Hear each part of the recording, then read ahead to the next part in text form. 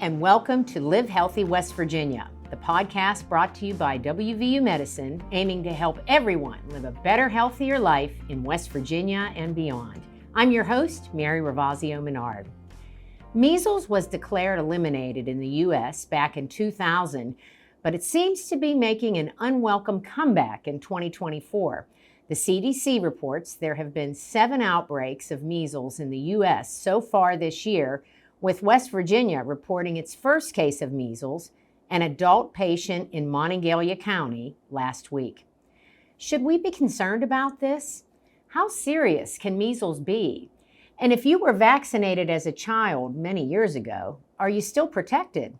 We'll answer those questions and more as we're talking with Dr. Michael Stevens, WVU Health System Healthcare Epidemiologist. Welcome, Dr. Stevens, to Live Healthy West Virginia. Thank you, Mary. I'm excited to talk with you today. It's good to have you here. It really is. So I always like to start with the basics. So let's start first with, what is measles and how serious can measles be? So measles is a virus that's transmitted through the air. So basically somebody has measles, they breathe it into the air, and it hangs around the air for about 2 hours once after somebody's been in an area. Measles has been around for many centuries, and it's actually probably the most infectious virus known to man. Most people in the U.S. don't think about measles because we have very effective childhood vaccinations against measles, but that's what measles is. Okay, and it can get pretty serious, right? Measles is a really bad disease. And so like a lot of respiratory infections, it can cause cough, high fever, runny nose, red eyes. But then some folks will go on to develop some really significant problems. Ear problems, pneumonia, which is a lung infection. 1 in 1,000 people who get measles can have brain inflammation, something called encephalitis. Yeah, that's serious. For sure, yeah, and it can cause long-term disability. And then a handful of folks actually will die from measles, 1 to 3 out of 1,000. And so it's a really potentially catastrophic disease. The other thing, Mary, is folks that are pregnant, it can cause miscarriages and early births. And so really it can be a catastrophic disease. How contagious is it? It's the most infectious virus there is. So let's say, you have a non-immune population, folks that have never been vaccinated. Okay. And one person going into a space and breathing out measles. For 2 hours afterwards, anybody coming into that space can contract measles. And on average, that one person will cause 9 to 10 additional infections in a non-immune population. And so it's a very, very infectious virus. Wow. If you had measles, like I know I had measles as a child. In fact, my mom took pictures. We have photos of me and my brothers and sisters, all with the measles. Yeah. If you've had measles, even if it wasn't a long time ago, can you get measles again? Yeah, typically folks that have measles as a child are considered immune for life, caveats being if they become immune compromised from a host of different things that people can get, they would no longer be considered immune. But I will say this, really, since we've had widespread vaccination, you have to have been born in 1957 or earlier to be considered as having potential childhood immunity from measles. And so really anybody born after 1957, you wouldn't say, yeah, they may have had measles. Okay, Yeah. Okay. So what if you were vaccinated as a child, but it's been many years ago? Are you still protected by that vaccine? So this is where it gets a little tricky, Mary. So basically, there was a vaccine that probably wasn't as effective as later vaccines being used before 1968 in the U.S. And then it was like the 1970s where we saw folks start to use 2 doses of vaccine. 2 doses of vaccine after 1968 confers about 97% immunity. So it's not 100%, but it's 97%.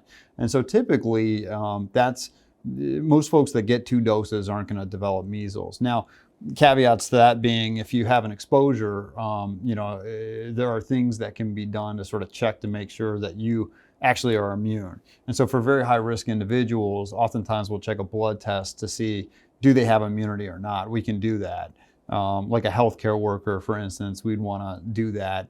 And there's things we can do for folks that get exposed to measles if they're non-immune to prevent measles or to attenuate measles, meaning it may not prevent measles completely, but if you get measles, it'll be less bad. So within about 72 hours after exposure, you could get a dose of vaccine. Within 6 days of exposure, you can get a product called immune globulin, which is it's basically pooled antibodies from folks that are immune that will help prevent you from getting measles. Okay, Yeah. So there's something you could do then. That's good to know. Yeah, well, but Mary, the most important things people can do is to make sure they're vaccinated. So make sure that you've had 2 doses of measles, mumps, rubella vaccine, essentially. Kids can also get a different sort of vaccine that combines one additional disease. But making sure you're up to date with vaccination is the best thing you can do to prevent getting measles. Now, in my case, I'm pretty sure I did have the MMR vaccine, but I know for a fact it was before 1968, but after 1957, and I have a 1-year-old granddaughter. Should I get a new vaccine, or is there a booster, or what? There's some nuance to this, and really it depends on sort of risk and exposure and that sort of thing. But oftentimes when we are seeing somebody who's going to travel abroad, say to Europe or other parts of the world where these things are more common, what we'll do is we'll either give you a dose of vaccine if we don't know, or we can check your antibody titer. Again, that blood test will tell us, are you measles immune or not? Okay. And having run a travel clinic in a prior life for about 10 years, I would do that a lot for folks that were traveling to areas where there's more measles. Because the measles is spreading globally, isn't it? Yeah, for sure. Yeah, there's still risk globally, and unfortunately, we're seeing upticks of measles in the United States and sort of micro outbreaks, which is concerning. Oftentimes, we see those introduced in folks that traveled who are non-immune, so they encounter it abroad, bring it back, and then you can see outbreaks if there's populations that are exposed that are non-immune to measles for whatever reason. Well, last week we had an adult test positive for measles in Monongalia County. Now, should I be worried about that? I think we should all be concerned about these vaccine preventable illnesses starting to be more common. I would say that. So before this positive patient who has measles, there hadn't been a case of measles in West Virginia since 2009, I believe. Traditionally, West Virginia has very strong childhood vaccination rates. That's really important because it's much less likely that measles will spread in a population where there's widespread immunity. In places or in communities where there's low vaccination rates, that's where you see these outbreaks. And remember, it's an incredibly infectious virus. And so if you're non-immune, let's say again, you go into a population, you have measles, you breathe it out. If you're in a population that's non-immune, one person goes on to infect 9 to 10 additional people. Just imagine, how many people become infected in that scenario. And so the key thing to protect all of us is, we need to keep the vaccination rates up so that we prevent the spread. Again, if you get measles, it can be catastrophic. So that's really the deal. Well, and it's one of the few things West Virginia's ranked highly. It's something good, is our childhood vaccination rate. And I believe earlier this year, the legislature had passed a bill to loosen the restrictions on some childhood vaccines. Yeah. But it got vetoed, so we just have to keep pushing for that, I guess. That's a positive for sure. Yeah. Ultimately, if we have less children vaccinated against these vaccine preventable illnesses, especially these really infectious diseases like measles, we'll see more pockets of infections. And maybe that's a contributor to why we haven't seen outbreaks of measles in West Virginia since 2009. Yeah. Yeah. So yeah, there's been 7 outbreaks according to the CDC in the U.S. just in 2024. We had them in 2023, and I think we had some even before then. But they've already had cases in Pennsylvania, Virginia, Maryland, all bordering states of West Virginia. I mean, is this much of a surprise that, we finally had a case here in West Virginia?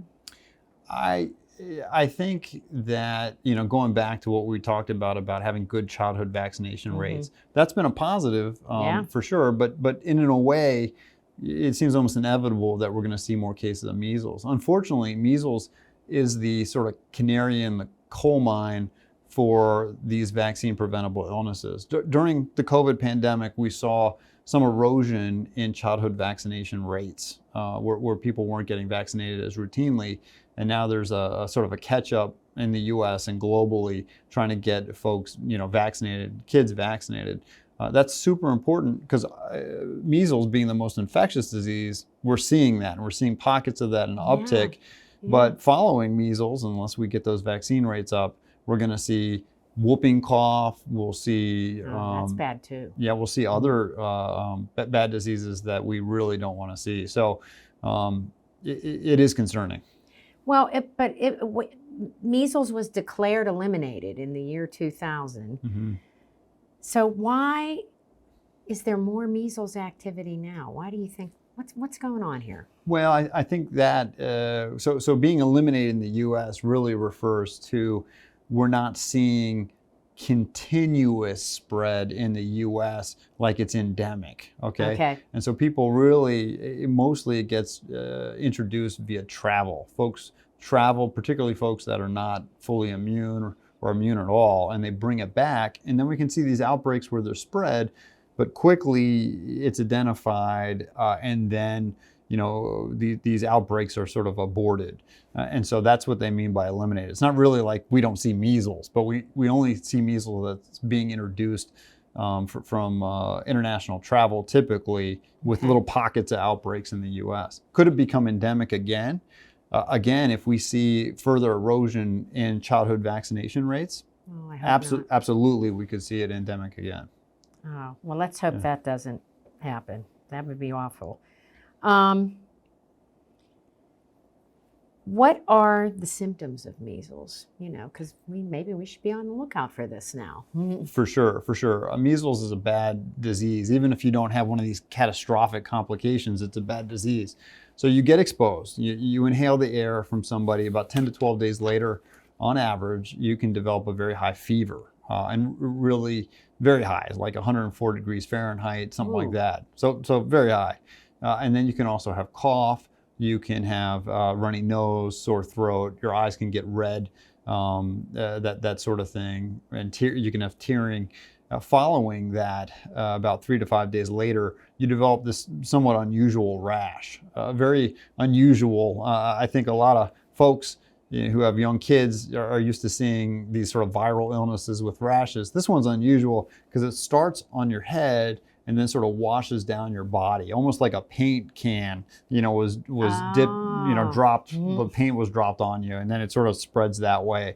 So when physicians hear that, we think of measles typically. So that can happen. And then the total duration of symptoms, if you're not getting one of these complications like the ear problem or the pneumonia or lung infection, is about 10 days total. Wow. The concerning thing here is you can be infectious 4 days before you develop that rash. And so you may not even know you're sick and you could be infectious. Wow. Yeah, and you're infectious probably for another 4 days after the rash starts. So it was a really long period. I was just going to say, that's a long time to be contagious. Yeah. And half of it, you don't even know you're contagious. You don't even know you have it. Possibly. Yeah, possibly. Yeah. Well, if you've had the measles or if you have had the measles vaccine, can you get the measles again? Yeah, I mean, again, if the 2 doses of vaccine, you are 97% protected unless you're immune compromised. As long as you got those 2 doses of vaccine, after 1968, essentially. Okay. And so that's still 3% of folks that could be at Yeah. risk. Typically, we think 2 doses as being fully protective, but it really depends on how much measles is around you too. Okay. So again, high-risk individuals who get exposed, we often check their blood work to make sure they're truly immune.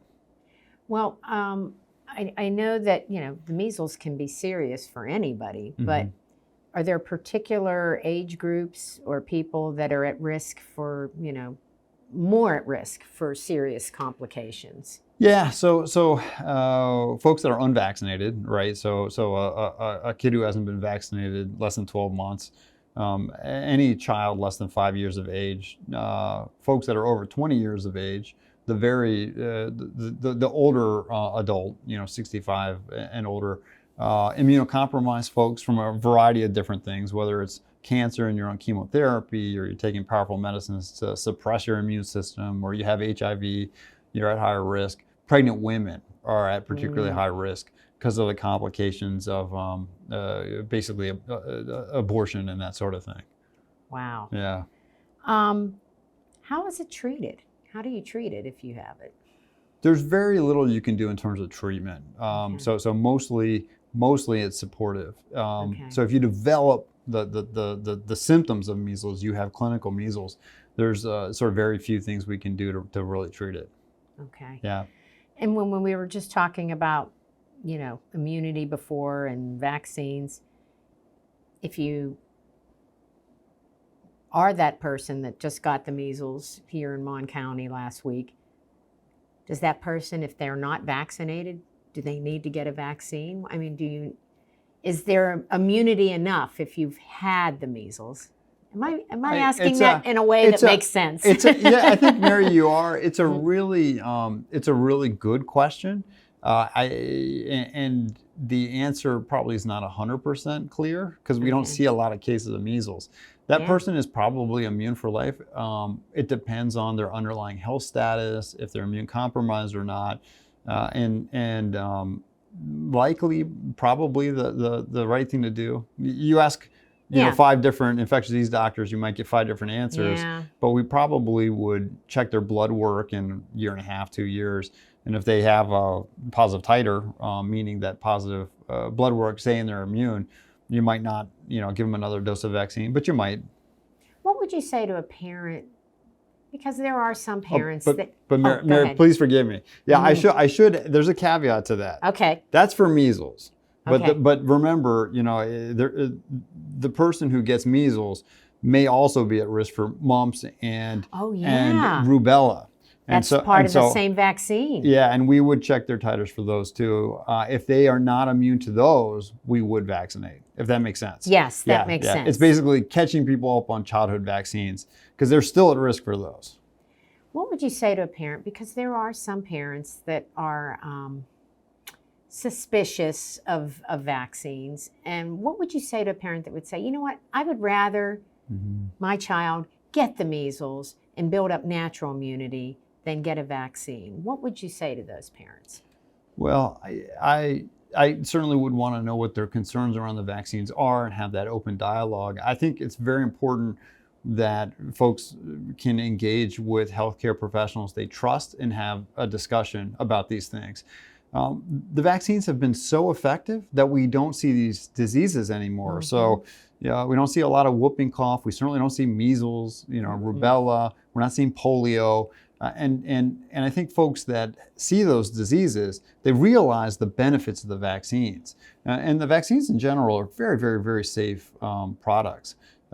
Since we don't see the horrible catastrophic complications of these diseases, people don't really realize what we're trying to prevent. I would say, measles is a really awful disease. And it sounds awful. it is an awful disease. And, think about 1 to 3 out of 1,000 are going to die from it. 1 in 5 people who develop are hospitalized. 1 in 1,000 have brain swelling that causes potential permanent mental disability. No one really wants that for their child, right? And I think when you realize that the potential benefits of the vaccines, that helps you with that risk calculus. And I think that's, you'd want to share that information to sort of inform the risk-benefit calculus that they're doing. Because people love their kids and they want to do the right thing. And vaccination for sure is the right thing to do to prevent these things. Good to know. Good to know. So I know this is like a duh question, but I have to ask it. What's the best way to protect myself and my children from the measles? The best thing, Mary, I think you could tell me. I should get vaccinated. Making sure and get them vaccinated. Exactly right. But they already are. But Mary, you're right. And getting sort of up to date on vaccinations is critical. Again, there was an erosion of that during the pandemic, and so it's very important to get people back up to date on those things. If people have fallen behind, that's the best thing you can do. And I would say, the risk that people incur is long term, right? So if your child doesn't get vaccinated now, they may travel to Europe when they're 20 or 25, and they may get measles, right? If they're pregnant, they may lose the baby. They may develop. They may have to be hospitalized. 1 in 5 people are hospitalized. They may have pneumonia. They may die from the disease. And so you're sort of future, proofing against some of these things as well. Good to know. Good to know. We already talked about, how contagious it is, and if you had the vaccine as a child, is that still effective? So I'm thinking I would need to know, because I always say this before we wrap things up here, what's the most important thing you want our viewers and listeners, what do they need to know about the measles? What's the most important thing you want them to walk away with? Yeah, I think a couple things. I think there should be an awareness that we're starting to see some of these vaccine preventable illnesses. And the reality is, because of how much global travel there is, because we're seeing erosion of vaccine rates in children, that's spilling over to the broader population. And in our lifetimes, we're going to encounter these things again. What people can do is to protect themselves and their loved ones by making sure that you're up to date with vaccination. That's number one. Number two, if you think you have measles, again, you had an exposure, or you're developing that sort of high fever, the cough, the runny nose, the red eyes, that rash that spreads from your head down, reach out to your healthcare provider, or call an urgent care center or ED before you show up. You don't want to just show up. You want to call them in advance so they can arrange to get you tested and evaluated safely. If you just go into that environment, you have the potential to expose others. And remember, it's very, very infectious. And so if you encounter somebody who's not immune, there's a high likelihood they'll develop measles as well. So that's an important point as well. Okay. Well, thank you so much for sharing this information. Hopefully, it's one case so far. Maybe it won't go any further here in West Virginia, and anywhere else for that matter. But thank you for sharing this information. Thank you so much, Mary. Good to know. Thank you. All right, so that brings us to the end of this edition of Live Healthy West Virginia. If you're looking for more information about measles, visit cdc.gov/measles. And to find the latest episode and all of our episodes of Live Healthy West Virginia, visit wvmetronews.com/podcast or on the all-new Metro News TV app. I'm Mary Ravazio Menard, and on behalf of Dr. Stevens and everyone at WVU Medicine, thanks for joining us.